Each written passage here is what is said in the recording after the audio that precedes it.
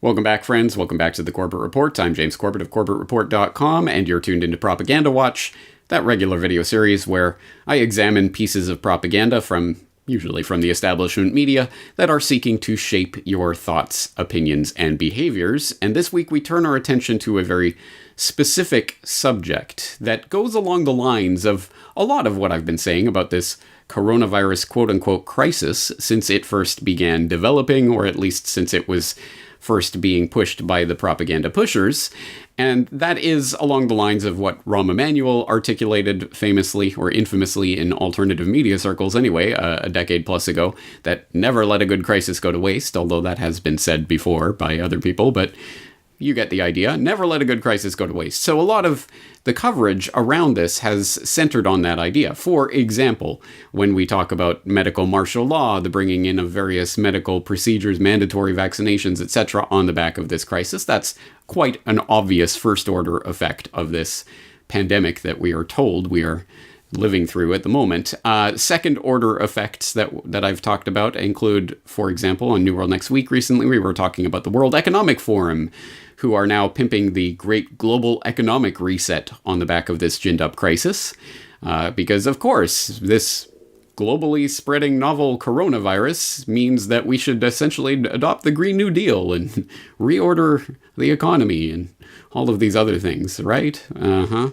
And now we're going to turn our attention to something that I guess would be more like almost a third-order effect of this. It's certainly longer-term project, but I think perhaps more fundamentally important to the future of humanity generally, and also to the would-be social engineers. I am talking specifically about transhumanism, and I would like to think that that is not a new word for people in my regular audience, but perhaps it is. I know there are new people tuning in all the time, so why don't we get a definition of what is transhumanism from our friends at the Wall Street Journal? Don't worry, I'll have better sources later on, but we are going to take a look at an interesting piece of propaganda that just floated through the news wires via wallstreetjournal.com. Looking forward to the end of humanity, COVID-19 has spotlighted the promise and peril of transhumanism, the idea of using technology to overcome sickness, aging, and death.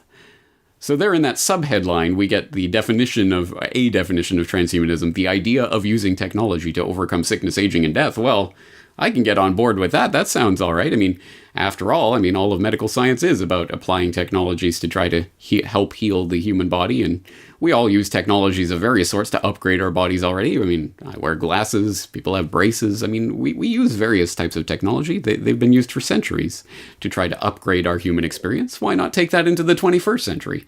Well, let's see what the Wall Street Journal and Adam Kirsch have to write about this. Quote, "It sounds bitterly ironic now, in the midst of a global pandemic, but not long ago, some of the most forward-looking people in the world believed that humanity was close to abolishing death. If you ask me today, is it possible to live to be 500? The answer is yes," said Bill Maris, the founder of Google Ventures, in 2015. 3 years later, biomedical researcher Aubrey de Grey estimated that people in middle age now have a fair chance of never dying. Eternal life through advanced technology seems like a pipe dream for a society that, until recently, had trouble manufacturing enough masks to save doctors' and nurses' lives. Yet COVID-19 may turn out to be just the kind of crisis needed to turbocharge efforts to create what its advocates call a transhuman future. With our biological fragility more obvious than ever, many people will be ready to embrace the message of the Transhumanist Declaration, an 8-point program first issued in 1998.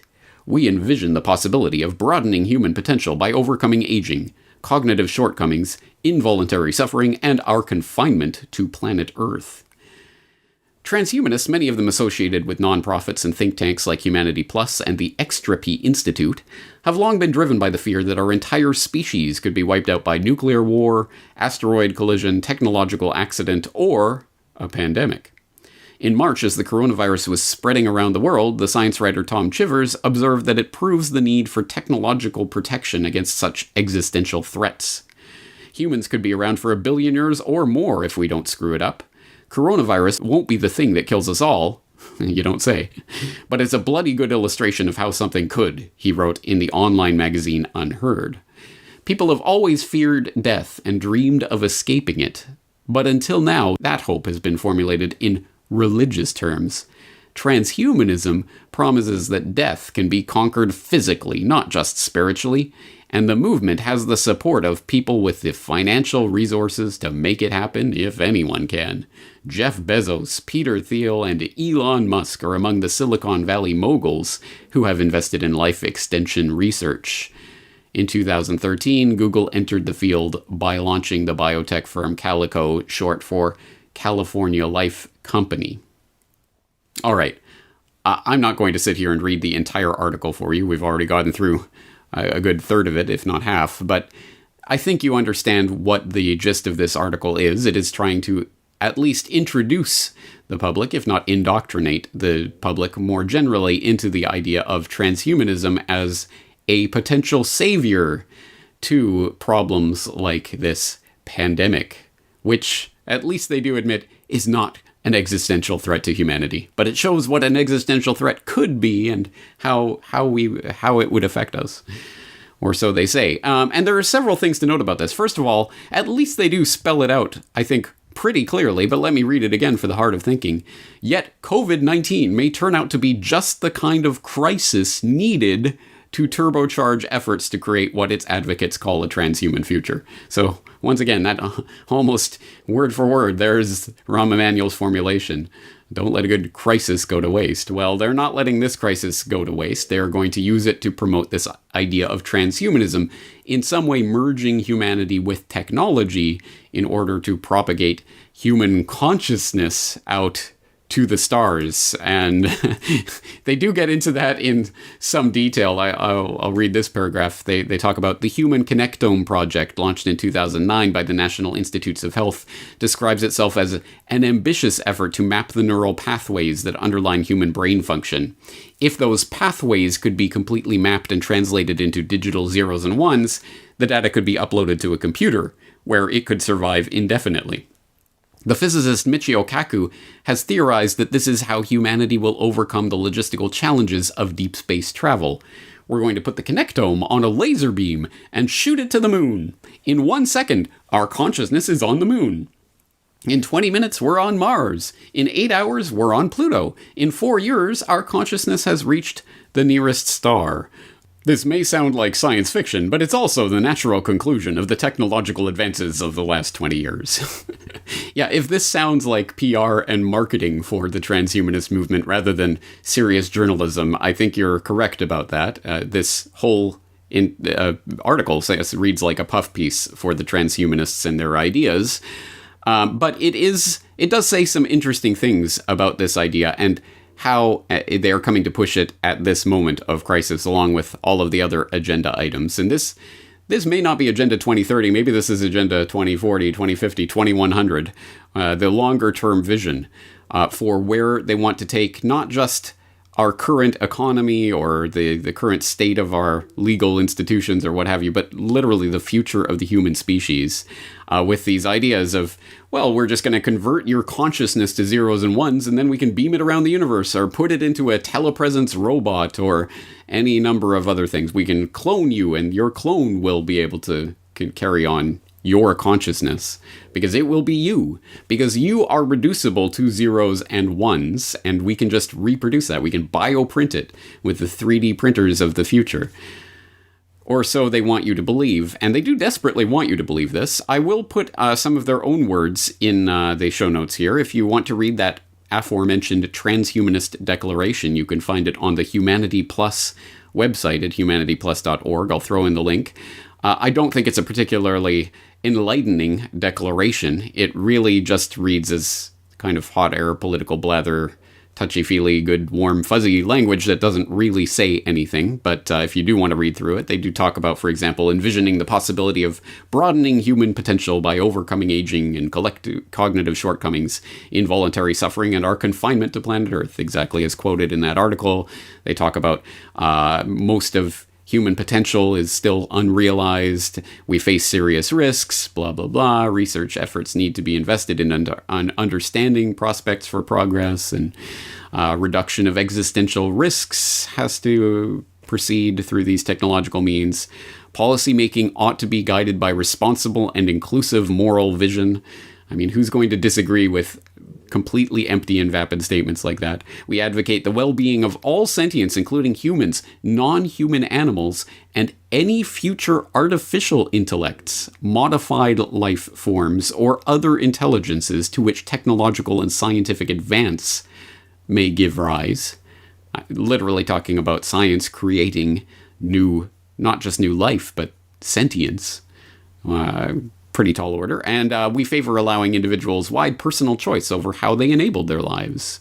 Talking about the various life extension therapies, reproductive choice technologies, cryonics procedures, and other possible human modification and enhancement technologies. And again, that transhumanist declaration signed in 1998 by an international group of authors. And I'm sure there are some names in that list that are worth looking into and looking at in greater detail. I certainly am familiar with Nick Bostrom from that list. I think that name will resonate with some of the audience, but others I'm not so familiar with. So certainly there's some leads and potential for research there. But when you do start to look into this, some of these names will certainly sound familiar to you, like Nick Bostrom, like Aubrey de Grey, who was name-checked there in that article, like Zoltan Istvan, like Ray Kurzweil. People like this who have been talking about the singularity, talking about merging consciousness with machines, talking about being able to basically digitize your consciousness and create a digital you, and you can live forever. Once again, for people who are really just dipping their toes into this, let me humbly suggest my own introduction to the idea of transhumanism, which I proposed in 2008. That's right, 12 years ago I had a podcast on transhumanism and you. So I suppose it may be a bit outdated at this point, but at least in terms of getting a handle on what transhumanism is and why this is an important topic, and was 12 years ago, is today, and will probably, presumably, be even more important a decade from now.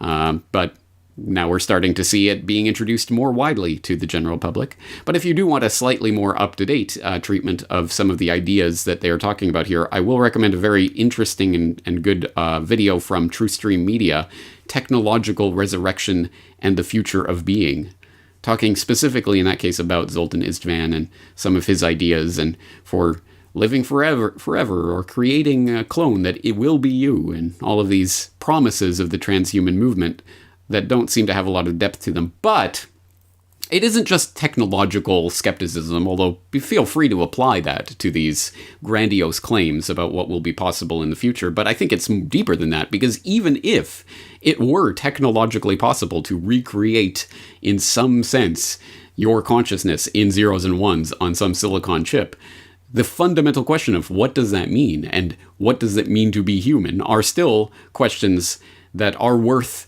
talking about and worth defining, so that we have a grasp on what it is that we are fighting for or fighting against in some cases. And I think it is interesting that they are trying to tag on to this COVID-19 ginned up crisis as an opportunity for introducing this to the public, because the public, one of the effects of the new biosecurity paradigm, which I have noted we have been introduced to on a large scale this year, obviously, one of the effects of that is to introduce the idea of, into the general public consciousness, of our frail human organic bodies as being vulnerable and icky, and we spread things around to other people, and we catch diseases, and we're just these horrible lumps of matter, and we're all ugly and gooey on the inside, and it's just so messy. If only we could live in the perfect virtual digital world of zeros and ones and electrons flowing through circuits. It's just so, it's so much nicer there, so much more orderly. So you certainly see how this would apply. This would, these ideas would entice people who are inclined towards order out of chaos, because it at least promises that on a theoretical level. Although I do find it interesting also to note that one of the first words that I'm sure anyone who was being introduced to computers through the personal computer revolution of a few decades ago at this point, four decades plus ago at this point, one of the first things people learned about was computer viruses. It was one of the first analogies that was applied to the computer body, as it were, is, oh yeah, and they can catch viruses. So I mean, that says something about some of the dangers of moving into a digital world willy-nilly, thinking that it promises us some future that is going to be utopian. Well, there are such things as computer viruses. There are even such things as hackers who can take over and control a system. What would happen if your consciousness was purely digital and was hacked into and was taken over? That's certainly a possibility, isn't it? And don't you think would-be social controllers, people who have been trying to control humanity for decades, if not centuries, if not millennia, would not jump at the chance to be able to hack into the public's general consciousness and take over individuals as they see fit? I mean, crazy sci-fi kind of stuff. But they're talking about it, and they're trying to introduce this to the public at this point. And it's on the back of the COVID-19 ginned-up crisis, which I note, and I have noted since the beginning, this part of what is going on here is truly an anti-human agenda. I think transhumanism is anti-human at its core. Oh, that icky, frail human body is just, it's mostly just waste. All you really need is the brain. And even then, you don't need your physical brain matter. You just need the neurons and the neural synapses and the information that's flowing around. You could just digitize that and just get rid of the human body completely. It is a fundamentally anti-human thing. And part of that they're playing on is the fear of death. And I suppose, yes, this is one of the existential fears of human beings who are sentient and self-aware and realize they're going to die someday, and everyone thinks about it, and some with dread, some with a great deal of dread, some with it doesn't keep them up at nights. But at any rate, it is a fundamental human fear that a lot of people share. But in and of itself, the idea that death is not an inevitable part of life and should not exist, that there's something wrong with death itself, that we should actually try to eradicate death completely. There is something anti-human about this, and this is something that I actually picked up on my The Things You Cannot Say About Coronavirus article that I wrote back in late March, where I wrote, the idea that disease and death are unnatural or unavoidable is anti-human. People die. Sometimes they die of car accidents. Sometimes they die of work-related mishaps. Sometimes they die of old age. Sometimes they die under extremely questionable circumstances while trying to shed light on information that is uncomfortable for the deep state. And yes, sometimes they die of respiratory illnesses during viral pandemics. I'll go one step further. Our mortality makes us who we are. Humans are blessed and cursed with a knowledge of our own fate. No one makes it out of this life alive, and so the question of what we do with our lives becomes paramount. But more and more, death is being removed from life. Our elderly are shipped off to nursing homes to wither away so that we don't have to face aging. The funerary industry is neat and antiseptic. Death has become an abstraction, something that happens somewhere out there to other people. Not to us, though, surely. But the entire pandemic madness seems to be predicated on the notion that disease and death are somehow avoidable, that we have conquered such things, or at least that no new disease could ever possibly arise, bioengineered or not, to upset our perfect balance with nature. I mean, yes, many people die of the flu every year, but that doesn't count. That's not new. This is not to say that we shouldn't work to cure diseases and improve our health. Quite the contrary. It's just that the current bout of hysteria seems almost anti-human, as if we should be able to transcend our mortal humanity. Well, there you go. That was what I was writing at the end of March, and lo and behold, a few months later, they're coming out and saying, you know what, we should transcend our humanity.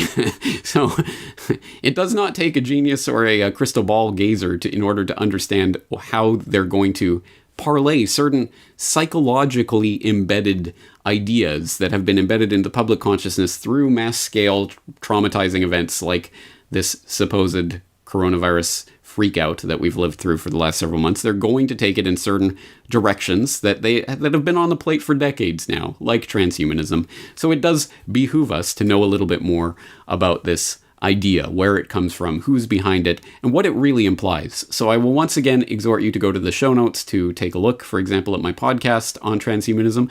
Like many other podcasts that I did a decade plus ago, perhaps it is time for an update to that. There's also that Truth Stream Media video that I recommend. At any rate, there are some resources for you to start dipping into if you are interested in this, because clearly this is an important agenda item that they're at least dangling in front of the public at this point. I don't think this is going to be the major push or as I say, the first or even the second order effects of this coronavirus psychological operation against the public, but it is one of the effects, and it is part of the longer-term plan, and really does pertain to the entire future of the human species, so I think you'll agree with me that it is an important subject worthy of our scrutiny. On that note, that's going to do it for today. Thank you for joining me, James Corbett, CorbettReport.com.